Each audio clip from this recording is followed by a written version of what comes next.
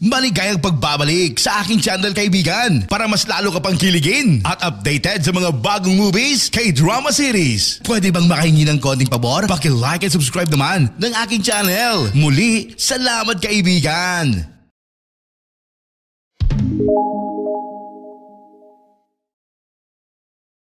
Nagsimula ang palabas kay Kang Il na isang bombero na laging nagsisikap na tumulong at mailigtas ang buhay ng mga tao. Namumuhay mag-isa si Kang Il matapos mawala ang kanyang asawa 3 taon na ang nakararaan. Dala-dala pa rin niya ang mabigat at kalungkutan, bagamat ilang taon na ang nakararaan. Nagpasya siyang mamuhay kasama ang kanyang kalungkutan at bihirang makipag-usap sa iba. Ang pagkawala ng kanyang asawa ay naging determinado siyang tumulong sa sinuman kahit na ang kanyang buhay ay nasa panganib. Sa kabilang panig ay mayroong isang madamdaming doktor na nagngangalang Miso. Siya ay isang cardiac surgeon sa hospital ng Ganshin. Isang araw ay nabigo si Miso na masuri ang isang babae ng maayos at walang ingat na inaakusahan niya ang asawa ng babae ng pang-aabuso pagkatapos na makakita ang pasa sa kamay ng babae. Ang lalaki ay maraming tato at si Miso ay ipinapalagay siya bilang isang mapang-abusong asawa. Kahit na ang pasa ay talagang sintomas ng ibang bagay. Ngunit ayaw din niyang isumbong ito dahil magiging komplikado ang proseso ng demanda. Kaya iniwan niya ang asawa at ang may sakit na asawa sa pamamagitan lamang ng pagbibigay ng race eta at pagtanggi na gumawa ng karagdagang pagsusuri kaya medyo galit ang asawa. Dahil sa maling diagnosis ay lumalala ang kondisyon ng babae hanggang sa mawalan ng malay ito sa kalye. Dumating ang team ni Kang Il para tulungan ang babae at dinala sa hospital. Ito pala ay nagkaroon siya ng aortic rupture na maaaring mauwi sa brain death. Galit ang asawa ng pasyente at sinira ang pasilidad ng hospital habang sinusubukan niyang hanapin si Miso. Makalipas ang ilang sandali ay dumating si Kang Il upang pakalmayan ang asawa ng pasyente. Si Kang Il ay mabilis na naiintindihan ang sitwasyon ng asawa dahil nawalan din siya ng asawa. Kaya naman buong tapang na nilapitan ni Kang Il ang galit na asawa at sinubukang pakalmayan ito kahit na inatake ng asawa si Kang Il. Dahil sa mga pangyayaring ito, si Miso at ang kanyang mga kasamahan ay sumailalim sa probisyon. Ang asawa ng pasyente ay nagpasya na dalhin ang kasong ito sa korte at idmande si Miso at ang kanyang koponan. Ang tanging paraan upang tapusin ang probisyon at ipaglaban ang kanyang sarili laban sa prosekusyon ay sa pamamagitan ng paghiling kay Kang Il na magdemanda sa asawa ng pasyente. Dahil sinaktan siya ng asawa ng pasyente noong araw na iyon sa hospital. Kaya napagdesisyonan ni Miso na lapitan si Kang Il. Sa kanilang unang pagkikita ang kahilingan ni Miso ay tinanggihan ni Kang Il. Tinatanggihan nga niya ito dahil naiintindihan niya ang pakiramdam ng mawalan. Si Miso ay nagpumilit ng husto, ngunit pinalayas siya ni Kang Il. Si Miso ay isang babae na may maalab na espiritu at hindi siya madaling sumuko. Sinubukan niya ulit at bastos na inaakit siya na lumabas kasama niya. Ngunit muli ay nabigo siya pagkatapos ay sinubukan niya itong pagbabantaan sa pamamagitan ng pagtayo sa gilid ng tulay. Ito ay natapos sa awkward na sitwasyon matapos siyang sagipin sa pagkahulog. Siya ay nagkagulo sa pulis dahil doon. Pero ang matalino at bastos na Miso ay nakahanap ng paraan at nakipagkaibigan sa pulis. Imbes na magbayad na isang multa ay ipinarehistro niya ang kanyang kaibigan at ang kanyang sarili upang magboluntaryo bilang isang medical service paramedic firefighter. Sa paraang ito ay makakakuha siya ng pagkakataon na akitin at kumbensihin si Kang Il na idmanda ang asawa ng pasyente. Pagkatapos ng unang araw ng pagboboluntaryo, ang buong koponan ay nasisiyahan sa pag-inom ng magkasama. Sinabihan ni Miso si Kang Il na uminom ng marami kasama niya ngunit tumanggi si Kang Il. Pero biglang nawala ng malay si Miso sa gitna ng kalye. Si Kang Il na may traumatic memories sa yumaong asawa ay agad na nataranta at dinala si Miso. Ilang saglit lang ay nagising si Miso na parang walang nangyari at masaya na. Hiniling niya kay Kang Il na makipag-inuman ulit. Sa pagkakataong ito ay hindi makatanggi si Kang Il. Sa restaurant si Kang Il ay umiinom ng madami at nalasing. Habang lasing nakipag-away siya tapos nahuli siya ng mga pulis. Sa police station nabaliw siyang nakayakap sa isang upuan na nag-trigger ng kaguluhan. Ang kanyang teammate ay dumating upang iligtas siya. Sa umaga nakita ni Miso ang larawan ng yumaong asawa ni Kang Il sa kanyang sasakyan. Medyo nagtalo sila tungkol dito nang muntik na silang mabangga ng kotse. Nawalan siya ng malakas na naging sanhi ng pagkabunggo ni Miso sa kanyang ulo at pagdugo ng ilong. Pagkatapos ng kaunti pang pag-uusap alam niya na si Kang Il ay nagdurusa sa kanyang kalungkutan.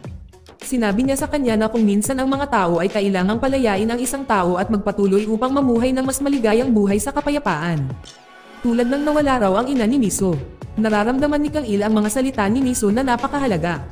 Ngunit biglang tumunog ang telepono ni Miso mula sa kanyang ina at likas niyang sinabi na ina. Alam ni Kang Il na ang malungkot na kwento ni Miso ay isang kasinungalingan lamang agad siyang pinalabas sa kotse at iniwang mag-isa. Isang araw pumunta ang team sa isang bodega na nagkaroon ng gas leak. Ang bodega ay may partikular na pinto na maaring mabuksan lamang kapag pinatay nila ang kuryente. Ang ganitong uri ng pinto ay sapilitan dahil ang bodega ay puno ng mga mapanganib na kalakal. Isang pangyayari ang isa sa mga kasamahan ni Kang Il ay nasugatan sa gas, kaya direktang lumapit si Miso at tinulungan siya. Kailangan niya itong gamutin bago sila umalis. Ngunit siya ay naiwan dahil kailangan niyang ayusin ang kanyang mga kagamitang medikal. Nagmadali siya upang habulin si Kang Il at ang iba pang mga rescuer, ngunit bigla siyang nahimatay muli. Walang nakakaalam na si Miso ay hindi nakasakay sa truck ng bumbero. Napagtanto ni Kang Il na nawala si Miso, diretso siyang nag-u-turn at nagmaneho pabalik sa bodega. Sa bodega nakita niya si Miso at sinubukang gisingin at ilabas sa bodega. Mukhang nag-aalala talaga siya nang biglang bumukas ang kuryente, na ginagawang nakakandado ang pinto na nakulong sila sa bodega. Sinubukan nilang magpainit habang nagbibiroan. Ang mga bagay na nagiging mas interesante sa pagitan nila. Simula sa puot sa isa't isa ngayon ay para silang magkasintahan na nagmamalasakit sa isa't isa.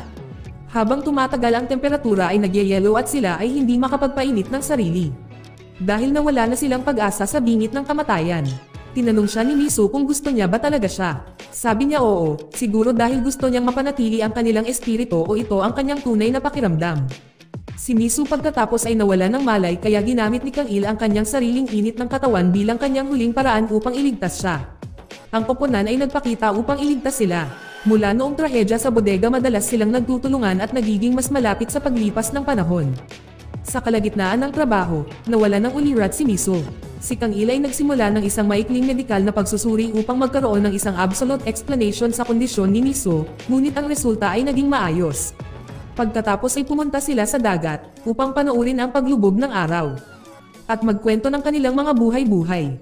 Matapos kumain at uminom, si Kang Il ay nagkwento tungkol sa kanyang yumaong asawa. Dahil dito ay naiintindihan niya ang kanyang kalungkutan matapos ang pagkawala ng kanyang asawa. Nakatagpo sila ng ginhawa sa isa't isa kapag nagsasabi sila ng mga pinakamapait na bagay sa kanilang buhay. Dinala ni Miso ang lasing na si Kang Il sa isang hotel at pinagmamasdan siyang mabuti habang binubulong niya ang pangalan ng kanyang yumaong asawa. Nahiga siya sa tabi ni Kang Il upang i-comfort siya. Dahil sa mga pangyayari ay nagkaroon ng magandang relasyon si Kang Il at Miso. Madalas silang nagkikita at nagsasama na parang bang mag-asawa. Si Kang Il ay masaya tuwing kasama niya si Miso. At nakalimutan na niya ang kanyang kalungkutan. Gayunpaman ang kanilang buhay bilang magkasintahan ay talagang nagkaroon ng ups and downs. Isang araw si Miso ay hindi sinasadyang pumasok sa isang silid na puno ng mga larawan ni Kang Il at ng kanyang yumaong asawa. Mukha silang masaya na magkasama. Si Miso ay nagsimulang magduda sa kanyang presensya dahil pakiramdam niya ay naging pangatlo na siya na tao sa pagitan ni Kang Il at ng kanyang yumaong asawa. Sa kabilang banda ang pasyente na nasa hospital ay na-diagnose na brain death. At patayin na ng doktor ang kanyang life support sa lalong madaling panahon. Nasaraan ng loob si Miso matapos malaman ito at nagsimulang magmuni-muni sa kanyang mga aksyon. Pagkatapos ay pumunta siya kay Kang Il at ibinahagi ang kanyang kwento. Iginiit ni Kang Il na dapat niyang harapin ang problema sa halip na subukang iwasan ang paratang. Ngunit sinusubukan pa rin ni Miso na iligtas ang kanyang karera sa medisina na nagsasabing mas marami siyang maililigtas na buhay kung patatawarin nila ang kanyang pagkakamali. Kaya't nagkaroon sila ng mainit na pagtatalo. Hindi kayang panindigan ni Kang Il ang isang taong may pakialam lang sa buhay niya. Sa sumunod na araw bumalik si Miso sa hospital. Napansin niya ang mga tao sa harap ng silid ng pasyente. Lumabas pala na nilak ng asawa ang pinto mula sa loob. Binuksan ni Miso ang pinto ng puwersahan at nahanap ang asawa na sinusubukang sundan ang kanyang asawa sa kabilang buhay. Nabigla siya at sinubukan ang kanyang makakaya na tulungan siya. Sa kabutihang palad pagkatapos ng isang desperadong oras ay nabuhay ang lalaki. Ngunit ito ay higit na nakadarama ng panghihinayang sa kanya at umiyak. Sa ibang araw isa pang aksidente. Ito ang araw na tinawag ang bumbero upang iligtas ang mga biktima ng aksidente sa Riles. Si Miso ay nagboluntaryo pa rin sa pagsadyap matapos na hindi makita si Kang Il sa mahabang panahon. Ang aksidenteng ito ay nagpabalik sa kanila muli. Silang ay nagsama sa pagliligtas sa isang malubhang na sugatan na halos patay na babae na nakulong sa isang kotse. Sinabi ni Miso kay Kang Il na ang babaeng ito ay walang posibilidad na mabuhay, ngunit pinilit ni Kang Il na tulungan. Si Kang Il na humarap sa isa pang problema kapag kailangan niyang tulungan ang kanyang mga kaibigan na alisin ang isang kotse mula sa Riles dahil ang isang tren ay malapit ng dumaan. Ngunit matigas ang ulo ni Kang Il ay tinulungan niya ang halos patay na babae at sa kasagsagan ng panahon ay tumakbo siya para tulungan ang iba pang mga bumbero na may babaang sasakyan sa Riles. Ngunit ang babae ay namatay sa ambulansya habang papunta sa hospital. Gayunpaman ang tensyon sa pagitan ni Kang Il at Misu ay humantong sa konklusyon na hindi sila maaaring magsama at kailangan na nilang tapusin ang kanilang relasyon. Ngayon ay wala nang silbi ang paghawak ng ganitong uri ng relasyon dahil laging iba ang pananaw nila sa buhay. Pumayag silang mamuhay ng sarili nilang buhay, kaya nagbitiw si Misu mula sa pagboluntaryo bilang paramedic firefighter. Isang araw na himatay si Misu sa harap ng kanyang kaibigan. Diretsyong dinala ng kanyang kaibigan si Misu para sumailalim sa full body scan para malaman ang dahilan kung bakit siya patuloy na nanghihina. Nang lumabas ang resulta ay malinaw na may tumor si Misu sa utak. Buti na lang ito ay maliit pa na tumor. Kaya ang isang operasyon para mailigyas siya. Ang nakakagulat na balitang ito ay muling nagmuni-muni si Misu sa kanyang buhay at humingi ng paumanhin sa asawa ng brain dead na babae. Ang asawa ay nagpaabot din ng kanyang pasasalamat sa pagliligtas sa kanyang buhay. Ngunit siya matapat na sinasabi na hindi niya mapapatawad si Misu dahil sa tuwing makikita niya ang kanyang asawa ay nahihirapan siyang pakawalan ito. Pinagsisisihan ni Misu ang lahat at umiiyak ito. Ang naging dahilan upang iabot niya ang kanyang resignation letter. Si Misu pagkatapos ay nakipagkita kay Kang Il sa istasyon ng bumbero. Pagkatapos ay pumunta sila sa malapit sa simbahan. Inamin ni Misu ang kanyang pagkakamali sa pagdiagnose ng pasyente. Sinabi din niya ang kanyang nararamdaman para kay Kang Il kahit hindi na sila pwede. Si Kang Il ay nais sabihin ang kanyang nararamdaman ngunit nakikinig lamang siya sa kanya nang walang sinasabi habang nagpapaalam. Nang bumalik si Kang Il sa istasyon ng bumbero nakita niya ang iba pang mga bumbero na nagmamadaling tumawag sa isang emergency na tawag kung saan direktang sinundan ni Kang Il. Dumating sila sa isang halos gumuhong basement at kailangan nilang ilikas ang mga taong nakulong sa loob. Nang walang pag-aalinlangan ay pumasok si Kang Il sa basement na malapit ng gumuho. May nakita siyang nakabaon sa ilalim ng mga durog na bato sa basement at ang kanyang paa ay naipit sa pagitan ng mabigat na haligi ng gusali. Si Kang Il at ang isa pang bumbero ay hindi maiangat ang haligi. Ilan sa mga bumbero ay nagbigay ng mungkahi na putulin ang paa ng lalaki. Ngunit hindi kinaya ni Kang Il at tinanggihan ang mungkahi. Pagkatapos ay nagbibigay sila ng mga karagdagang suporta sa haligi para medyo makatagal ang gusali. Nang malapit ng gumuho ang gusali at lahat ng bumbero ay dapat umalis agad sa basement building. Si Kang Il ay hindi niya maiwan ang lalaki dahil gusto niyang tulungan siya, bagamat ang kanyang buhay ay nakataya. Habang ang konstruksyon ay nagsimulang gumuho ng dahan-dahan. Ang haligi na tumama sa lalaki ay bahagyang gumalaw na lumikha ng isang puwang na kalaunan ay nagbigay ng kaunting espasyo para sa kanyang mga binti. Dinadala ni Kang Il ang lalaki at mabilis na kumilos, ngunit huli na siya at bumagsak sa kanya ang gumuhong gusali at sa lalaki. Ang pangyayaring ito dahilan upang agad na hanapin ng buong team si Kang Il at ang katawan ng lalaki. Agad ding binalita sa radyo ang pinakabagong balita tungkol sa isa sa mga bumbero na nadurog ng mga durog na bato. Si Misu na nasa kotse ay aksidenteng nakarinig ng balita. Siya ay natarante at ilang sandali pa ay pinaandar niya ang kanyang sasakyan upang pumunta sa gumuhong gusali. Siya ay natatakot na mawala si Kang Il. Pagkatapos ng mahabang paghahanap sa wakas ay natagpuan ng rescuer sina Kang Il at ang lalaki na ligtas. Agad na nagmadali si Kang Il para puntahan si Misu na baka nag-aalala sa kanya. Sa kanilang pagkikita ay masaya ang dalawa at niyakap ang isa't isa. Dito nagtatapos ang palabas. Salamat sa panonood kaibigan.